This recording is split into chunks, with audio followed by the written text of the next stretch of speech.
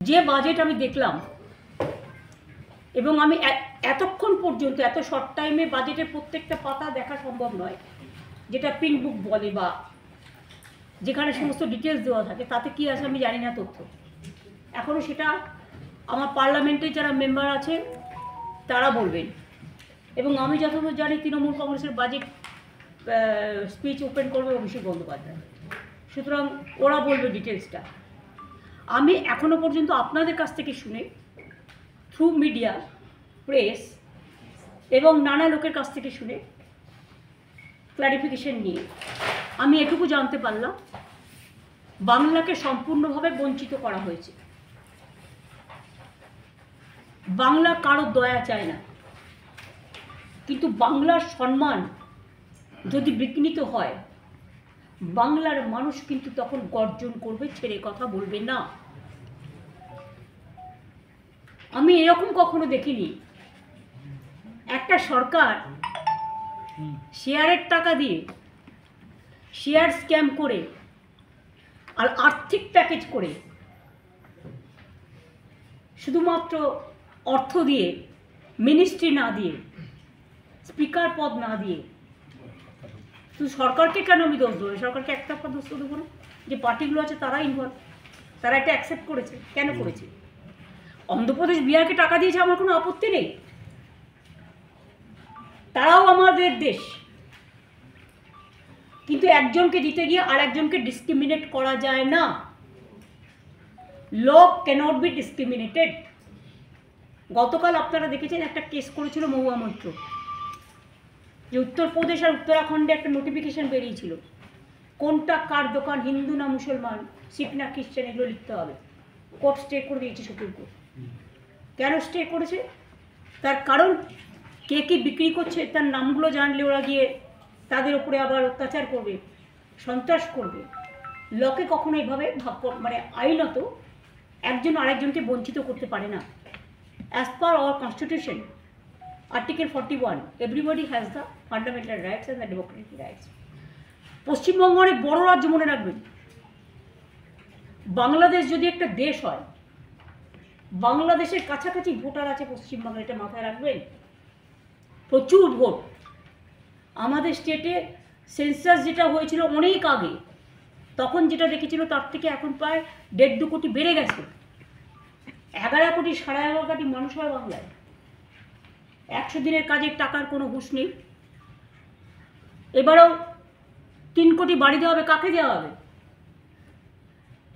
সেই রত্নভাণ্ডারটা কিন্তু খোলা হয়নি। আমি চাই মেয়েরা সোনার উপর পড়ুক, কিন্তু সাধারণ ঘরের মেয়েদের জন্য তো নয়।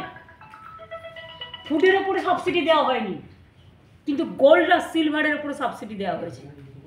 আগের বারে আপনারা দেখেছিলেন জিরের ওপর ট্যাক্স ছিল, কিন্তু হীরের ওপর ট্যাক্স ছিল না। অর্থাৎ যেগুলো ওনাদের পছন্দ, ওনারা করে খাওয়ার সুযোগ পাবে। যার অনেক আছে সেই অনেককে আরও অনেক পাইয়ে দেওয়া, আর যারা গরিব সেই গরিব মানুষের দিকে ফিরে না তাকানো। বাংলা আপনারা দেখেছেন প্রাকৃতিক বিপর্যয় বারবার হয়, সুনামি থেকে শুরু করে, আমাদের আয়লা থেকে শুরু করে, আমফান থেকে শুরু করে, প্রতিবার কিছু না কিছু হয়। কারণ বাংলা হচ্ছে নদীমাতৃকার দেশ।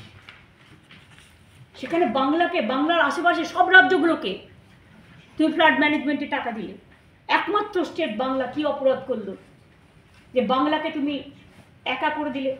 বাংলা একা করলেও মনে রাখবেন, এই সরকার বাংলার অধিকার বঞ্চিত করার চেষ্টা করলেও ভোটের মঞ্চে কিন্তু দেখা হবে বাংলা একা নয়, বাংলা একাই 100।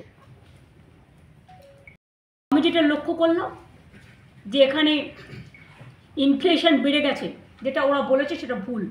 9 পয়েন্টের বেশি ইনফ্লেশন বেড়ে গেছে, এদিকে নজর দেওয়া হয়নি, তাই জিনিসপত্রের দাম এত বেশি।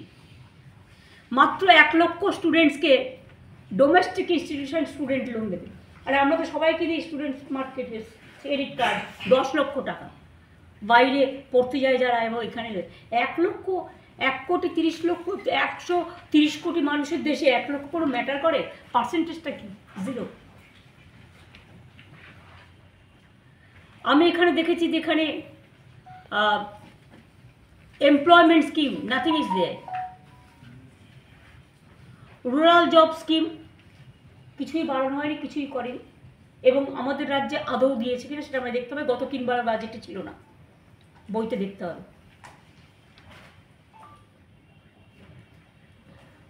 নো আমাদের 1,75,000 কোটি টাকা না পাওনা আছে, 1,71,000 crores pending with the central government.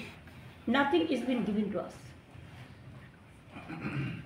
Central government हमारा उसका पास पड़ा है 1,71,000 रुपीज, लेकिन इसमें एक पैसा भी नहीं दिया गया। उपरंतु बंगाल को वंचित किया है। 1,71,000 কোটি টাকার উপর আমরা পাই সেন্ট্রাল গভর্নমেন্টের কাছে। আমাদের টাকা এখান থেকে জিএসটি তুলে নিয়ে গেছে, এখন এক্সট্রা ট্যাক্স, আমাদের টাকা আমাদের দেয়নি। তাহলে জিএসটি করার কি প্রয়োজন ছিল? আগে আমরা ট্যাক্স করতে পারতাম, এখন তো কোনো ট্যাক্স আমরা করতে পারি না। আর শুধু শেষ লাগায়, শেষ মানে সবটাই সেন্ট্রাল গভর্নমেন্ট নেবে, স্টেট গভর্নমেন্ট পাবে না, এটা হচ্ছে কায়দা। আর ফয়দা হচ্ছে শুধু ওরাই করবে। কাজেই এই budget total anti people and anti poor.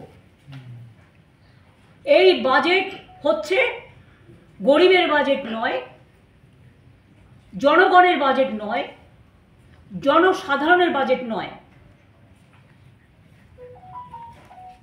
একমাত্র একটা পার্টি নিজেকে খুশি করার জন্য শুধু তাদের স্বার্থে বাজেট করেছে।